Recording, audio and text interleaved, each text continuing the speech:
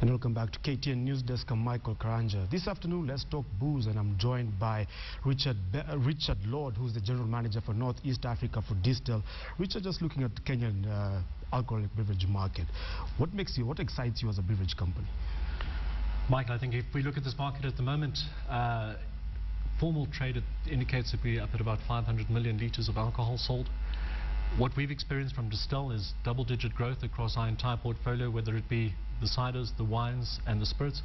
And there are very few markets within Africa at this point in time that offers those type of returns for an investor. So very exciting times for us in Kenya.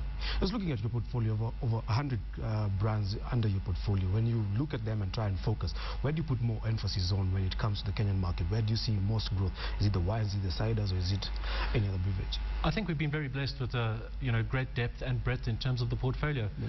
When it comes to the Kenyan market, it's taken us some time to understand the Kenyan consumer, and we have perhaps been a little reactive in that regard. But over the last couple of years, we've been able to focus. We've been able to do a lot of experimentation and testing within the market. And I think we found possibly 12 to 15 brands at the moment, ranging across all three categories, that we found has met the expectations of the consumer. And that's what you'll see within this market going forward over the next couple of years. Distell has been in the market 10 or more years through partnerships. You recently acquired a 26% stake in Qual. What drove that strategic investment in Qual? Distell is an African country with its company with its roots in Africa, and yes, the head office is based down in Stellenbosch. But we've come to realize that to really be part of the growth within Africa, we needed to have a presence. Now, we've been exporting and distributing the portfolio from Kenya into the rest of Northeast Africa.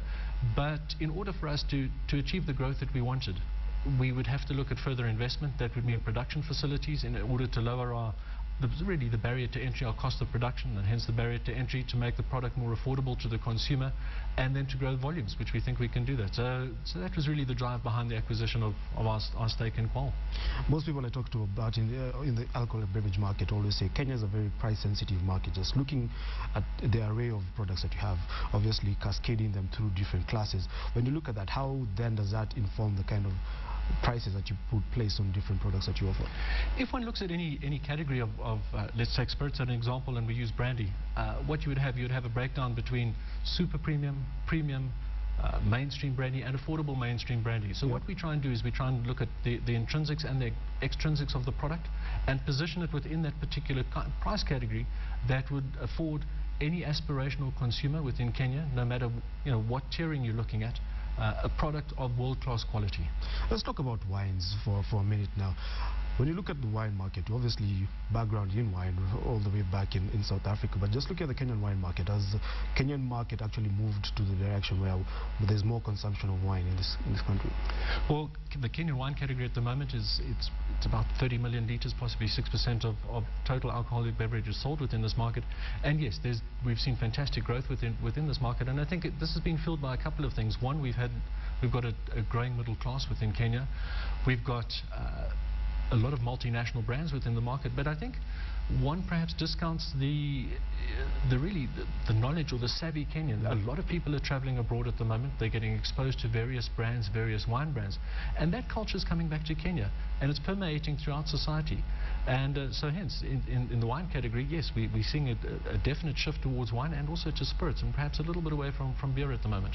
Obviously, Kenya, I'm glad you brought that up to that point. Kenya's for many years been known as a largely beer market. When you just look at that, there seems to be a shift moving out more towards spirits. When you look at that shift, how exciting does the opportunity in Kenya become? Oh, it's fantastic. I think that's one of the reasons that we're here. We've done a lot of forward planning. We're here for the long haul. Not just here, but within the East African community and COMESA as large. I think that shift towards spirits and wine is absolutely fantastic. And I think that's one of the benefits that Distell has. In our wine portfolio, the cider and the spirit portfolio, we offer the consumer a little bit of everything. And it's that diversity that's exciting the consumer, and it's showing us the returns within this market. There's been a craze about whiskies over the last few years in Kenyan market, and obviously Distell has a small hand in the whiskey market. When you just look at that, how are you going to be introducing more of your whiskey brands into the Kenyan market and actually driving that discussion about whiskies forward? I think if you look at whiskies as a whole, it's not just a Kenyan trend, it's a global trend. There's a shift towards whiskies, there's a shift towards white spirits. Vodka is another product that's on the rise.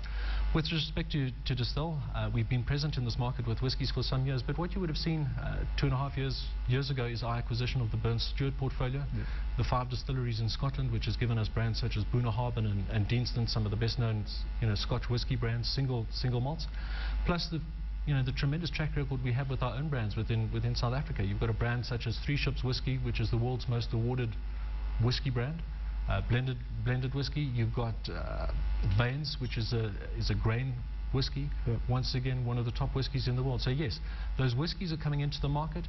Do we have some more homework to do in terms of our positioning? Yes, we do.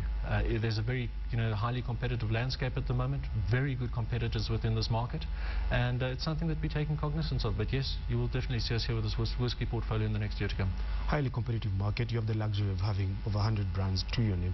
Looking at Distell and the way it views Kenya perhaps on a 5-year plane, where do you see Distell in terms of making more inroad in the alcoholic beverage market? I think if we look at where we are at the moment, we have possibly 7% of the wine market and 4% of the spirit market, the formal markets at this point. I think for the shareholders and the investors within Distell, we would at least like to double that. And look at our market share, a huge increase within that market share. It's going to be very difficult. As I mentioned, very good competitors within this market. But we're going to have to, I think, as a whole, grow the alcoholic beverage segment and then grow our percentage within that. All right, thank you very much. That has been Richard Bell, General Manager for Distell Northeast Africa, just telling us about the company's positioning in as far as the Kenyan alcoholic market is concerned. Najma Ismail, what's happening on the sporting front?